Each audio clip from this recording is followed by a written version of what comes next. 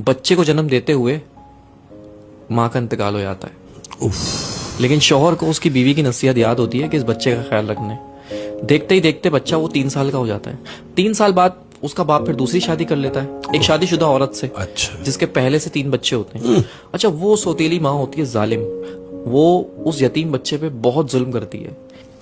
एक दिन ऐसा ही होता है, उस सौतेली माँ की फैमिली आती है दावत पे और वो यतीम बच्चा भी बैठ जाता है खाना खाने के लिए। तो वो यतीम बच्चा चावल गिरा देता है। तो उसकी सौतेली माँ उसको उठाती है, उसको 2 थप्पड़ मारती है और फिर उसकी चावल की प्लेट के साथ उसको बालकनी में बिठा देती है, सर्दियों की रातों में शीशा बंद करके, अपने बच्चों से हटा के। अब शौहर ऑफिस से आता है तो वो कहती है कि आप बैठे, मैं आपको खाना लगा देती हूँ। तो शौहर कहता है, भाई वो मेरे बच्चे, हमारे बच्चे कैसे हैं? वो कहती है वो बच्चे सो गए।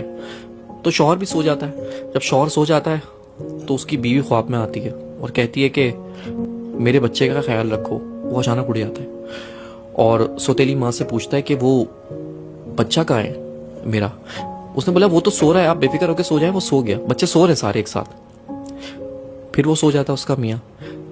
फिर उसके ख्वाब में उसकी बीवी आती है कि देखो मैं कह रही हूँ मेरे बच्चे का ख्याल रखो। तो फिर उठ जाता है और फिर उससे पूछता है कि वो बच्चा कहाँ है, बच्चे सब खैरियत से हैं? उसने बोला हाँ तुम्हारा बच्चा सो रहा है। फिर वो सो जाता है। तो फिर तीसरी बार वो बीवी उसके ख्वाब में आती है और कहती है कि अब तुम्हें ख्याल रखने की जरूरत नहीं है क्योंकि मेरा बच्चा मेरे पास आ चुका है। वो घबरा के उठता है और सौतेली माँ से पूछता है कि बच्चा कहाँ है मेरा? जाके देखता है कमरे में तो तीनों बच्चे सो रहे होते हैं, लेकिन वो बच्चा नहीं होता जो उसका सगा है। वो उसको पर याद आता है उसकी माँ को कि मैंने तो उसको बालकनी में बंद कर दिया था बाहर। हाँ।